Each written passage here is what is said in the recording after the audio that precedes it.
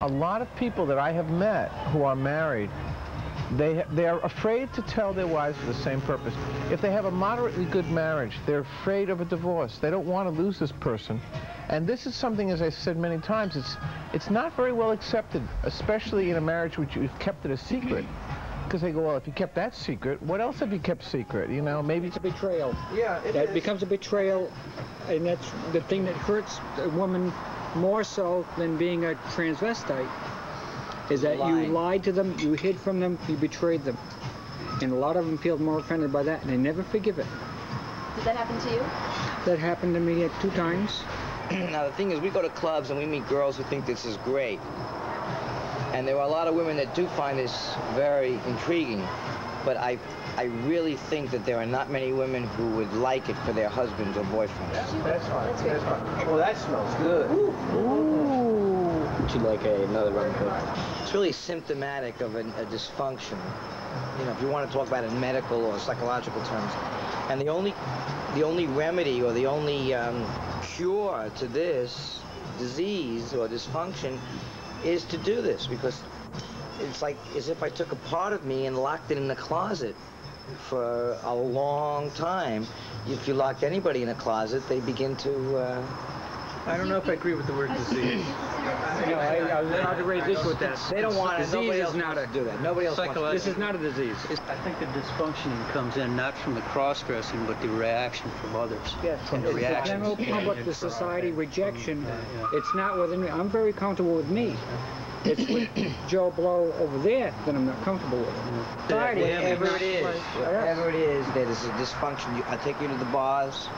My wife says to me all the time that a substantial number of us are highly dysfunctional. When I say dysfunctional, it is in a strict social sense. Whereas it's better that they think I'm gay than they think I'm a transvestite. Transvestism and cross-dressing is still the bottom of the social rung. The micro minority. What we've become is our own friendships. We hang out with each other as far as going to places and doing things, whether it's going shopping, going to a club, taking a trip together. I know a lot of people who do this in different areas of the country, and this is one of the things I have found. And you know, you can have a pretty fulfilling relationship with friends. It may not be on a totally intimate basis, you know, a pure sexual basis or a sleeping basis, but you can have lots of good friends in your life and have a very fulfilling life. As far as finding a mate, a genetic female that would be interested in it, if that happens, it happens. I don't suspect it will anytime soon. Would anybody here be comfortable being photographed without not being dressed? See? What about, I'm sorry, what about I think societal problem, possibly work. It's only for work purposes. Right. Other than that, and you have to function in life. You must work. I have relationships. I have relationships with people that I would not want them to be burdened with this. You could lose a lot, and it's something you live with. It's a fear, and I have friends going through it right now. Right now, I have another friend, same thing, and he's willing to give his wife $500,000, and he'll have money. He's not going to be poor, but same kind of thing. Worried about, will he lose clients if she opens her mouth and starts, because she worked in the business with him. She can call all the clients and say, you know, my husband's a very weird person. You know, he does this, and she can make anything else up she wants. You were worried about your wife doing that? Of course I was. Yeah, I was worried about my wife doing that. Sure. I was married twice, and with my first wife, I was deathly afraid of it. My attorney did not know about this. I had not told anyone except my sister, because I didn't want my sister to hear it from my ex-wife.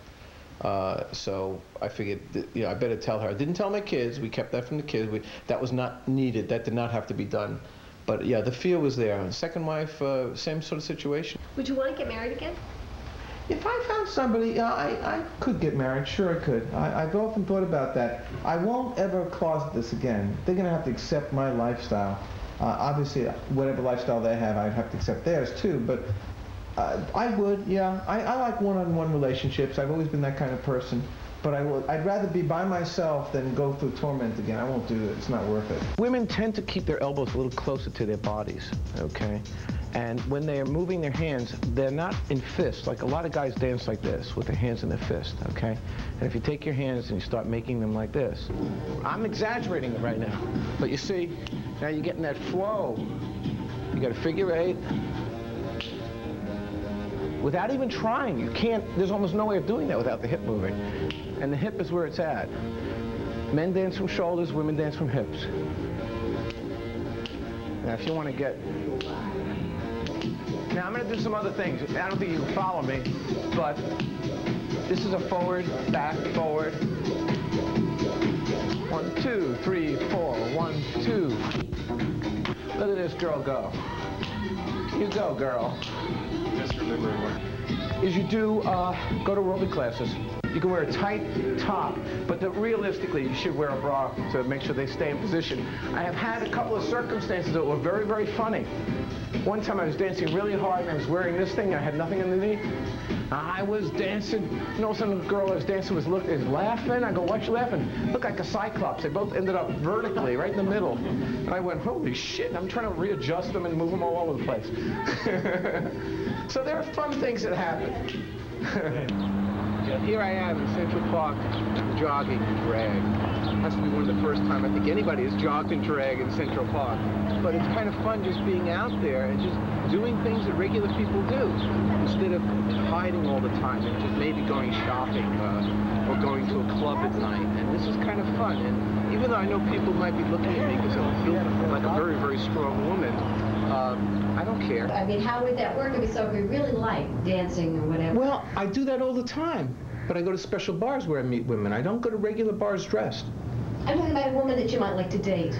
Well, I would meet her. If she saw me dressed, she would know about me. That's my biggest secret. Once that secret's out, hey, this is me. The bad part, and I've had this, is when I go to regular places and I meet women. And I've had several that I've been, intimate with. And I always have that thing, here we go again. Now she likes me, I'm starting to like her. I've got to tell her about myself. How's she going to react? And in most cases, it's negative. So why do I want to keep putting myself through that negative situation? It's like getting you banging yourself in the head every time. So now I pretty much, most of the women that I meet me. When I start to date them, they've already met Jean. They usually meet Jean first. I can meet somebody at this conference they're going to have. It's possible.